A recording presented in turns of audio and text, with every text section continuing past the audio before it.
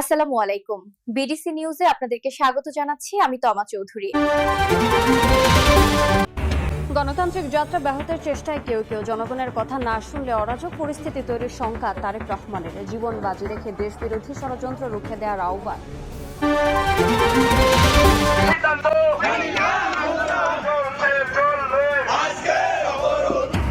আসন কমানোর প্রতিবাদে বাগেরহাটের সকাল সন্ধ্যা হরতাল, যান চলাচল ও দোকানপাট বন্ধ। স্থানীয় নির্বাচন অফিসে তালা পুনর্বহাল না হলে কঠোর কর্মসূচির হুঁশিয়ারি। জাকসু নির্বাচনের প্রচারণা শেষ হচ্ছে কাল। অধিকার আদায়ের নানা প্রতিশ্রুতি প্রার্থীদের। ভোট গ্রহণ 11 সেপ্টেম্বর। রাকসুতে চলছে মনোনয়নপত্র যাচাই বাছাই। এবং হবিগঞ্জের রশিদপুর 3 নম্বর কূপ পুনঃখনন। নতুনভাবে গ্যাসের সন্ধান। প্রতিদিন মিলবে 80 লাখ ঘনফুট। যুক্ত হবে জাতীয় সঞ্চালন লাইনে। আশা সিলেট গ্যাস ফিল্ড কোম্পানির। গণতান্ত্রিক যাত্রা ব্যাহত করার চেষ্টা করছে কেউ কেউ, এ মন্তব্য করে বিএনপির ভারপ্রাপ্ত চেয়ারম্যান তারেক রহমান বলেছেন, জনগণের কথা না শুনলে অরাজক পরিস্থিতি তৈরি হবে। বিকালে ঠাকুরগাঁও জেলা বিএনপির দ্বিবার্ষিক সম্মেলনে যুক্তরাজ্য থেকে ভার্চুয়ালি যুক্ত হয়ে এসব কথা বলেন তিনি। এ সময় জীবন বাজি রেখে দেশবিরোধী ষড়যন্ত্র রুখে দেওয়ার আহ্বান জানান তারেক রহমান। বলেন, বক্তব্য দেওয়ার অধিকার সবার, তবে কারো বক্তব্যে স্বৈরাচার ফিরে আসার যদি সুযোগ তৈরি হয় তাহলে কারো জন্য ভালো হবে না। একই অনুষ্ঠানে বিএনপি মহাসচিব মির্জা ফখরুল ইসলাম আলমগীর অভিযোগ করেন, নির্বাচনের সময় নির্ধারণের পর দেশকে অস্থিতিশীল করতে আবারও সক্রিয় হচ্ছে চক্রান্তকারীরা। কোনো অপশক্তি যেন গণতন্ত্রের পথে বাধা হয়ে দাঁড়াতে না পারে, সেজন্য দেশবাসীকে প্রতিরোধ গড়ে তোলার আহ্বান জানান তিনি। যখন ইতিমধ্যে আমাদের নেতার সঙ্গে অন্তর্বর্তীকালীন সরকারের প্রধান ডক্টর ইউনূসের আলোচনা হয়েছে এবং নির্বাচনের সময় নির্ধারিত হয়ে গেছে, সেই সময়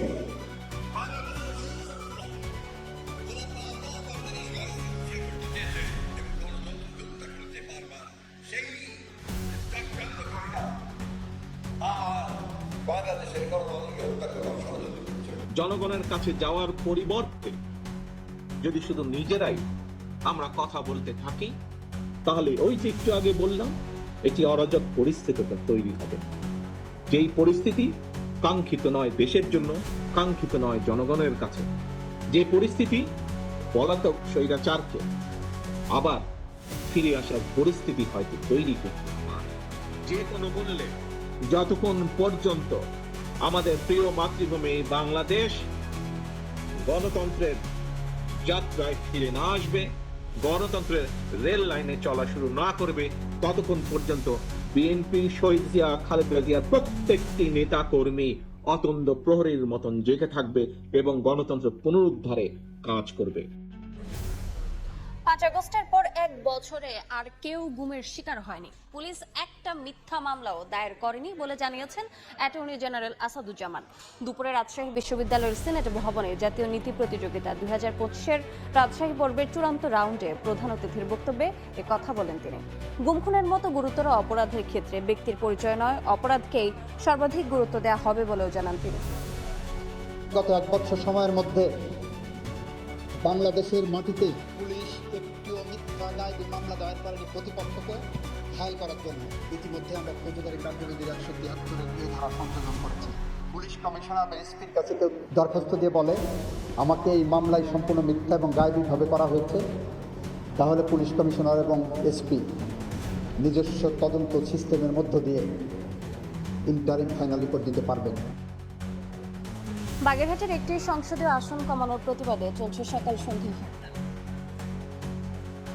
জেলা নির্বাচন অফিসে তালা ঝুলিয়ে দিয়েছেন আন্দোলনকারীরা। হরতালের কারণে সকাল থেকে বন্ধ অভ্যন্তরীণ ও দূরপাল্লার রুটের যান চলাচল। বন্ধ মোংলা ঘুষিয়াখালী রুটে সব ধরনের নৌযান চলাচল। এতে ভোগান্তিতে পড়েছেন যাত্রীরা। মহাসড়কে গাছের গুঁড়ি ফেলে ও টায়ারে আগুন দিয়ে হরতালকারীদের বিক্ষোভ। নির্বাচন অফিসের প্রধান ফটকে ঝুলছে তালা। সোমবার সকাল থেকে বন্ধ বাগেরহাটের আন্তঃজেলা ও দূরপাল্লার বাস চলাচল। চলেনি কোনো পণ্যবাহী যানও। ঢাকা খুলনা মহাসড়কের দশানী, নোয়াপাড়া, মোল্লাহাট সেতু ও খুলনা মোংলা মহাসড়কের ফয়লা, মোংলা বাস স্ট্যান্ড সহ জেলার অন্তত 20টি গুরুত্বপূর্ণ সড়কে অবরোধ করেন সর্বদলীয় সম্মিলিত কমিটির নেতাকর্মীরা। এতে চরম দুর্ভোগে পড়েন যাত্রীরা। এদিকে জেলা নির্বাচন অফিসের প্রধান ফটকে তালা ঝুলিয়ে বিক্ষোভ করেন হরতালকারীরা। পরে হরতালের সমর্থনে মিছিল হয় সড়কে। একটি বাদ দিয়ে 3টি আসন করা হয়েছে। দীর্ঘ শুনানির পরেও আমাদের কোনো দাবি মানা হয়নি, উপেক্ষিত হয়েছে। বাগেরহাটের সাধারণ জনগণ আমাদের সাথে আমাদের এই হরতালে সাড়া দিয়েছে। এর জন্য বাগেরহাটের সর্বস্তরের জনগণ রাস্তায় নেমেছে। অবিলম্বে জেলায় আসন কমানোর সিদ্ধান্ত প্রত্যাহার।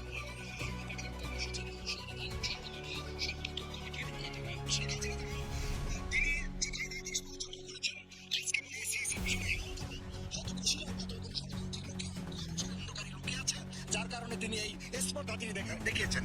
আমরা অবশ্যই এটা কঠোর কর্মসূচির মাধ্যমে এটাকে প্রতিহত করব। এদিকে হরতালের কারণে দোকানপাট ও ব্যবসা প্রতিষ্ঠান বন্ধ রেখেছেন ব্যবসায়ীরা। বন্ধ মোংলা ঘুষিয়াখালী রুটে সব ধরনের নৌ চলাচল। বন্ধ রাখা হয়েছে নদী পারাপারের খেয়া ট্রলারও। এতে নদীর দুই পাড়ে ইপিজেডের গার্মেন্টস কর্মী সহ শত শত মানুষ দুর্ভোগে পড়েন।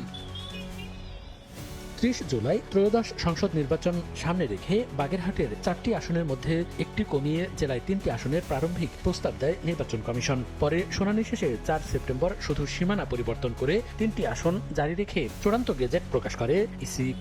রাজবাড়ীতে মাজারে হামলা, সংঘর্ষ ও কবর থেকে মরদেহ তুলে পুড়িয়ে দেওয়ার ঘটনায় জড়িতদের কেউ রেহাই পাবে না বলে হুঁশিয়ারি দিয়েছে পুলিশ। দুপুরে মাজার পরিদর্শন শেষে এ হুঁশিয়ারি দেন অতিরিক্ত ডিআইজি খলিলুর রহমান।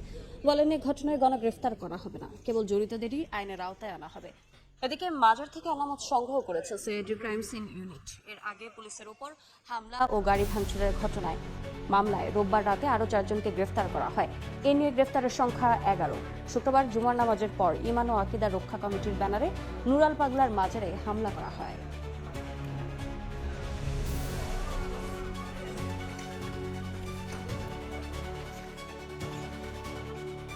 আপনারা জানেন গণগ্রেফতার কিন্তু করা হয় না, আমাদের অ্যারেস্টের সংখ্যা কিন্তু খুব বেশি না।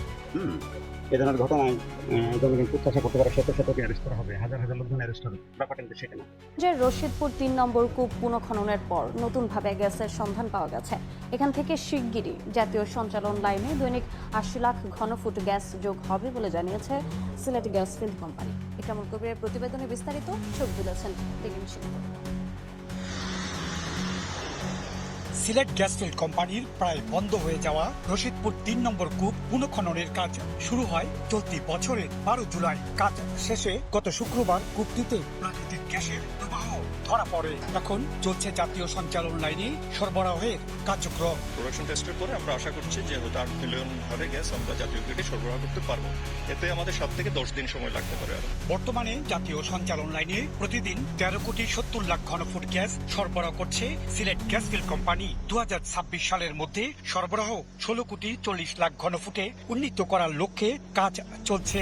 কূপগুলোতে যখন গ্যাসের পরিমাণ কমে আসে তখন পানি হচ্ছে নিচে থেকে লেয়ারে ইনভেট হয়। অতিরিক্ত পানি প্রোডাকশন যখন হয় তখন সে গ্যাসকে সাপ্রেস করে আর গ্যাস উৎপাদন বন্ধ হয়ে যায়। সেভাবে আসলে এটার গ্যাস উৎপাদন কমে আসার ফলে ওয়ার্ক ওভারের প্রোগ্রাম নেওয়া হয়েছিল।